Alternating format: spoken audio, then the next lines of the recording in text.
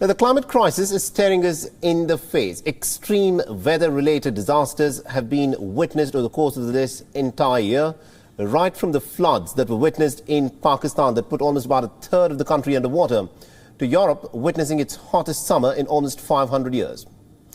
Now, in this context, the world leaders have gathered to try and find a solution, to try and undo some of the damage that has been caused by climate change.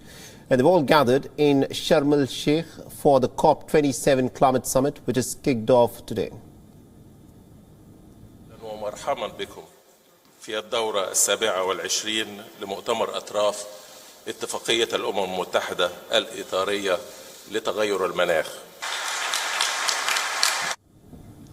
The envoys from around the globe have gathered in the Egyptian seaside resort for talks on tackling climate change that come as the world is grappling with several crises, including the war in Ukraine, high inflation, food shortages, and also an energy crunch. Based on the quality of the outcomes. And in this year's climate summit, much of the talk is expected to be related to loss and damage funds. But what exactly is the loss and damage funds?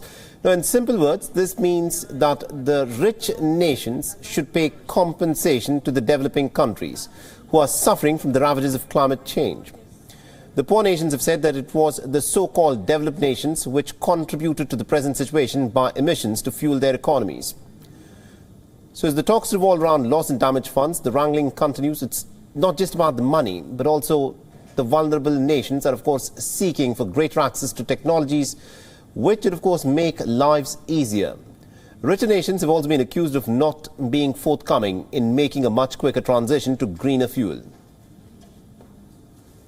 I particularly welcome the agreement of the parties to include a new agenda item on funding arrangements to respond to loss and damage.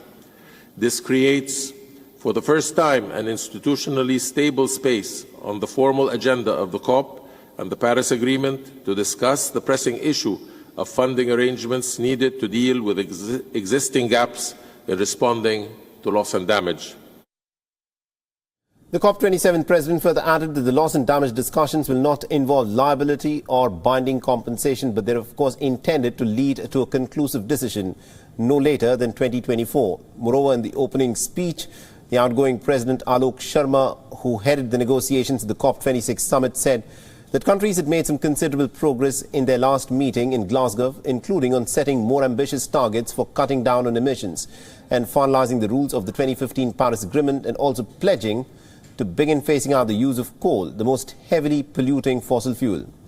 However, he's also warned that even the most optimistic scenarios, assuming that countries do everything that they promised that they would do to cut down on emissions, this, of course, would still be pretty difficult to, in fact, reverse what has already happened so far. And that is to bring down the temperatures by about 1.7 degrees Celsius. As the world leaders come to attend this event in their private aircrafts, all eyes are, of course, on this summit, as whether the promises that are made during this summit will actually result in any concrete action, or will this be yet another big summit, which is a talking shop for these big political leaders. We will now proceed with our work under Agenda Item 2, organization at the first plenary meeting of the COP. The parties. I propose that the supplementary... Friends, we are not currently on a pathway that keeps 1.5 in reach. And whilst I do understand that leaders around the world have faced competing priorities this year, we must be clear, as challenging as our current moment is, inaction is myopic and can only defer climate catastrophe. All right, so this is what the world leaders will be doing in Sharm el-Sheikh. And to give us more insights in terms of what can, of course, be expected, we're being joined in by Mr. Sven Teerdal, who is a former UN director, and he's joining us live on this broadcast. Now, Mr. Teerdal, this, of course, is a summit which will be watched very closely around the world. But one of the biggest criticisms of the COP summits is the fact that this is being seen as a talking shop for the world leaders to, of course, come together to make big promises, after which very little is translated in terms of concrete policy to address the issue of climate change. Do you think anything will be different this time around? Well, unfortunately, this is how it looks like. And the reason for this is that the world leaders has not been in a position to implement what they preach, and they have not been able to listen to the advice from the scientists. And now I think it is quite clear that we have to say goodbye to the 1.5C goal, because that would require so steep decrease in emissions and so and quadruple the production of new renewable energy. So that is past, and we have to take in over us. It is not too late to stop at 2 degrees, but then we have to do much more than we try to do today and say that we go for a 1.5C goal. So the solution to this, right, and it's getting more and more important, is more action. All right, very interesting. Now, also one of the ideas that has been thrown around a lot is about the loss and damage funds, where the richer nations, which actually developed by using a lot of these dirty sources of energy, such as coal, by burning coal, etc., they have been, will they pay compensation for the poorer nations who are the worst affected because of climate change? Now, this is an idea that has been talked about, but realistically, do you think the richer nations will cough up the money to pay as compensation and damages to the poorer nations for the damage that they've done to the environment? Well, here is some good news actually from the opening today. When I said that we will pass 1.5 degrees and it will be warmer than that, the impact, the negative impact on the poor countries will be bigger and bigger. So we now think that by 2030, 7 or 8 years ago to come, this might sum up to, say, $400 billion a year. Right. And for 30 years, there has been a struggle between the poor and rich about how to deal with this. And now, for the first time, it was accepted, after delaying the opening of the conference, to put loss and damage on the formal agenda for the first time.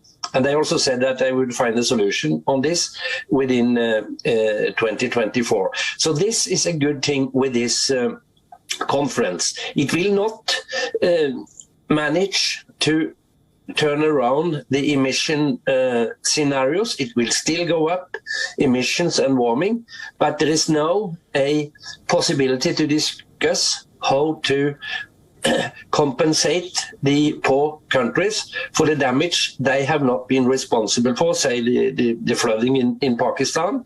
Right. And this is absolutely necessary to get a solution where the poor countries and the rich countries can agree on solving the big problem, and that is to stop the warming on a level that we people, inhabitants on the world, can live with. Absolutely indeed. Now, that, of course, is a big question. Can a middle ground be found between the richer nations who've caused a lot of this environmental damage, the impact of which is being felt by the poorer nations? This, of course, is something that will be looked at.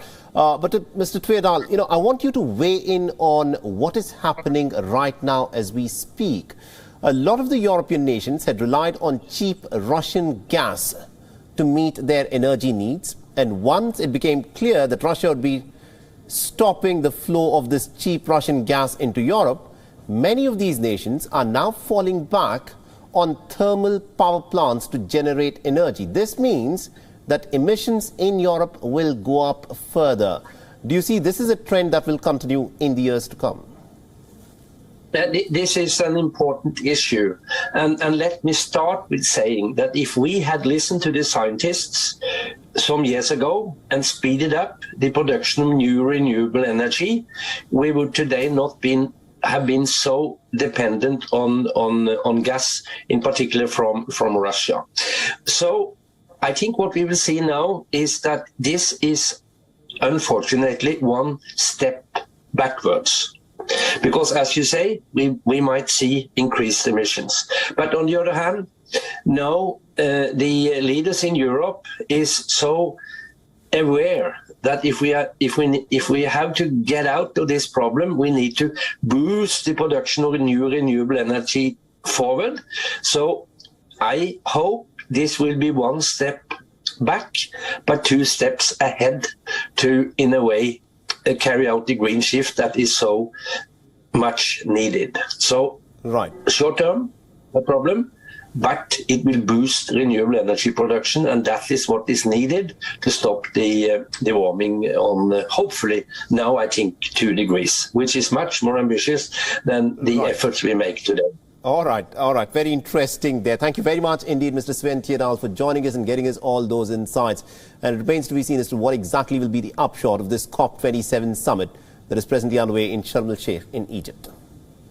WION is now available in your country. Download the app now and get all the news on the move.